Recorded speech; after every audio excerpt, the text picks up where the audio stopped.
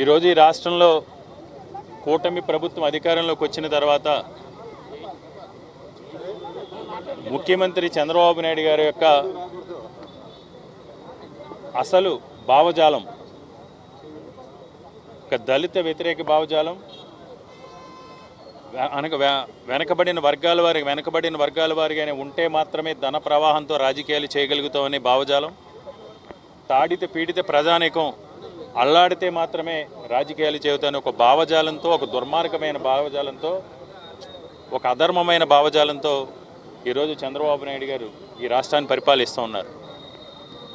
ఎన్నికల్లో గెలిచి అధికారంలోకి వచ్చిన మొదటి రోజు నుంచి ఈ రోజు వరకు కూడా ఈ రాష్ట్రంలో ఒక అరాచక పాలన, ఒక రావణ కాష్టంలా మార్చి ముఖ్యంగా దళిత వాడల్లో, గ్రామాల్లో ఉన్న దళిత వాడల్లో చొరబడి వైఎస్ఆర్ కాంగ్రెస్ పార్టీకి ఎవరైతే అండగా నిలిచారో, వైఎస్ఆర్ కాంగ్రెస్ పార్టీకి సంబంధించిన మద్దతుదారులు ఎవరైతే ఉన్నారో వారందరిపైన కూడా కక్ష కట్టి కొన్ని నియోజకవర్గాల్లో గ్రామాలు ఖాళీ చేసే విధంగా చాలా దుర్మార్గంగా పల్నాడు జిల్లాలో కావచ్చు, అదేవిధంగా చాలా చోట్ల, అనేక చోట్ల ఈ విధంగా వ్యవహరించడం జరిగింది.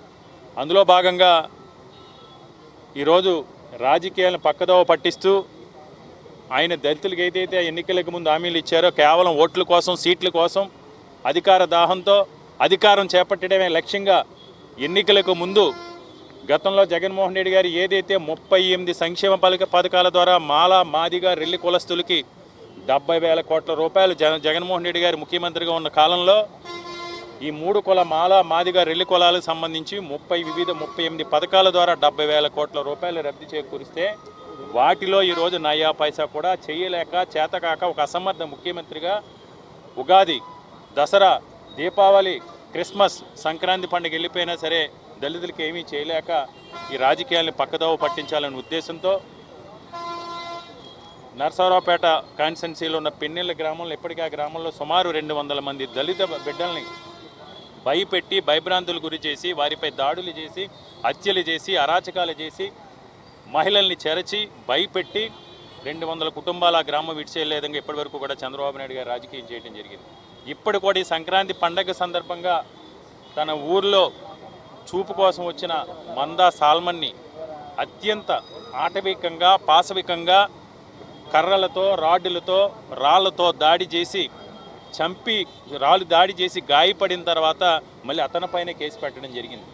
అతను చనిపోయిన తర్వాత తెలుగుదేశం పార్టీకి సంబంధించి ఏ ఒక్కరు కూడా ఈరోజు స్పందించకుండా మేము ఇదే విధంగా చేస్తాం, వైఎస్ఆర్ కాంగ్రెస్ పార్టీకి అనుకూలంగా ఉన్నా, లేకపోతే ఈ ప్రభుత్వం అసమర్థతని, ఈ ప్రభుత్వం చేతగానితనాన్ని, ఈ ప్రభుత్వం ఎన్నికలకు ముందు ఇస్తున్న హామీల అమలు గురించి కానీ, సంక్షేమ పథకాల గురించి కానీ ఎవరు ప్రశ్నించినా, ఎవరు ఎదురు తిరిగినా, ఈ రాష్ట్రంలో హక్కుల గురించి, విధుల గురించి ఎవడ మాట్లాడినా సరే ఇదే విధంగా ఆటవికంగా, రాక్షసంగా దాడి చేస్తామనే విధంగా ఈరోజు ఆ హత్యను మనం పరిగణించవచ్చు. ఇది ఏది ఏమైనా మరొక్కసారి నేను దళిత వ్యతిరేకిని, నా భావజాలను కూడా దళిత వ్యతిరేక భావజాలం అని ఈరోజు చంద్రబాబు నాయుడు గారి ఈ హత్య ద్వారా నిరూపించుకున్నారు.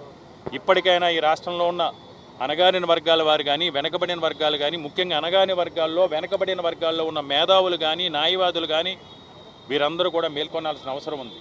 ఈ రాష్ట్రంలో ఈ అరాచక పాలన, ఈ వెనకబడిన వర్గాలను అణచివేసే భావజాలాన్ని మనం వ్యతిరేకించి ఒక పోరాట రూపంలో తిరగబడితే తప్ప ఈ రాష్ట్రంలో ఈ దాడులు కానీ, ఈ హత్యాకాండ కానీ, ఈ మరణకాండ కానీ ఆగే పరిస్థితులు లేవు. ఎందుకంటే మనం చూసాం మొదటి నుంచి ఈ రోజు వరకు కూడా ఎవరైనా గతంలో చంద్రబాబు నాయుడు ముఖ్యమంత్రి ఉన్నప్పుడు ఎవరైనా దళితులుగా పుట్టాలని అంటారన్నా, దళితుల్ని ఆ రోజు చులకన చేసి మాట్లాడటం జరిగింది. కానీ జగన్మోహన్ రెడ్డి గారు 2019లో ముఖ్యమంత్రిగా ప్రమాణ స్వీకారం చేసి వైఎస్ఆర్ కాంగ్రెస్ పార్టీ అధికారంలోకి వచ్చిన తర్వాత దళిత బిడ్డల్ని ఉప ముఖ్యమంత్రులుగా, మంత్రులుగా, జిల్లా పరిషత్ చైర్మన్లుగా, మేయర్లుగా, కార్పొరేటర్లుగా, ఎంపీపీలుగా, జెడ్పీటీసీలుగా, సర్పంచ్లుగా, ఆర్థికంగా, సామాజికంగా, రాజకీయంగా ఈరోజు ఈ రాష్ట్రంలో దళితులన్నీ కూడా వెనకబాటుతనాన్ని పారదోలి ముందుకు తీసుకొచ్చిన ఘనత ఒక వైఎస్ జగన్మోహన్ రెడ్డి గారికి మాత్రమే చెందుతుంది.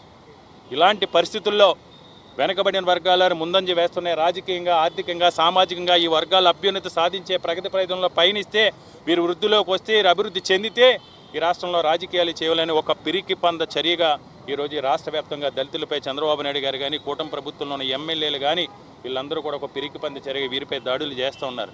దీన్ని వైఎస్ఆర్ కాంగ్రెస్ పార్టీ తరఫున తీవ్రంగా ఖండిస్తున్నాం. మీకు చేతనైతే మీరు సమర్థుడైతే ఏదైతే ఎన్నికలకు ముందు మీ మేనిఫెస్టోలో దళితులకు సంబంధించి ప్రచారాలు ఇచ్చారు అవన్నీ చేసి చూపించండి.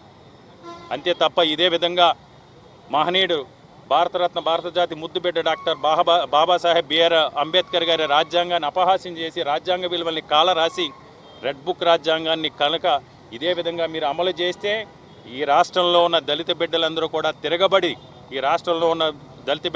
కూడా తిరగబడితే మీ పరిస్థితి ఏంటి? మీరు ఊళ్ళో తిరగగలరా? మీరు గ్రామాల్లో రాజకీయాలు చేయగలరా? కానీ ఇప్పటికైనా చంద్రబాబు నాయుడు గారు తప్పు గ్రహించి ఏదైతే మీ భావజాలం ఉందో ఆ భావజాలాన్ని పక్కన పెట్టి అంబేద్కర్ గారి రాజ్యాంగాన్ని విలువనిచ్చి ప్రజలు ఇచ్చిన అధికారాన్ని స్వార్థ ప్రయోజనాల కోసం, స్వార్థపూరిత రాజకీయాల కోసం, కక్షా రాజకీయాల కోసం కాకుండా ప్రజా ప్రయోజనాల కోసం మాత్రమే ఉపయోగించాలని, లేదంటే తప్పకుండా ఈ రాష్ట్రంలో ఎవరైతే అణగారిన వర్గాల వారు ఈ ప్రభుత్వం ఈరోజు దాడులు చేస్తుందో వారందరి తరపున మా నాయకుడు శ్రీ వైఎస్ జగన్మోహన్ రెడ్డి గారి ఆదేశాల మేరకు గ్రామం నుంచి నగరం వరకు, పట్టణం వరకు కూడా వారందరి తరపున కూడా వారికి అండగా నిలబడి మేము వైఎస్ఆర్ కాంగ్రెస్ పార్టీ తరపున జగన్మోహన్ రెడ్డి గారి ఆదేశాలకు ఎలాంటి పోరాటానికనే సిద్ధం. సోదరుడు మందా సాల్మన్ హత్యని మేము తీవ్రంగా ఖండిస్తున్నాం. ఆయన కుటుంబానికి తప్పకుండా వైఎస్ఆర్ కాంగ్రెస్ పార్టీ అన్ని రకాలుగా కూడా అండదండగా ఉంటుంది. అతని ఆత్మకి సంపూర్ణ శాంతి చేకూరాలని, ఆ కుటుంబానికి అతనికి న్యాయం జరిగే వరకు కూడా వైఎస్ఆర్ కాంగ్రెస్ పార్టీ తరఫున మేము తప్పకుండా పోరాటం చేస్తాం. ఈ మీడియా మిత్రుల ద్వారా ఈ రాష్ట్రంలో ఉన్న దళిత మేధావులందరినీ కూడా నేను మరొకసారి విజ్ఞప్తి చేస్తున్నాను. ఈ రాష్ట్రంలో మీరు చూస్తూ కూర్చుంటే జరిగేదేదో జరుగుతుందని మనం కనుక చూస్తూ కూర్చుంటే ఈరోజు మళ్ళీ వెనకబాటుతనాన్ని తీసుకొచ్చే విధంగా ఈ కూటమి పరిపాలన సాగుతోంది. కాబట్టి మేధావులారా, దళిత మేధావులారా, దళిత విద్యావంతులారా, దళితుల్లో ఎన్నో సామాజిక సంఘాల్లో ఉన్న పెద్దలారా మీరందరూ కూడా మేల్కొనండి.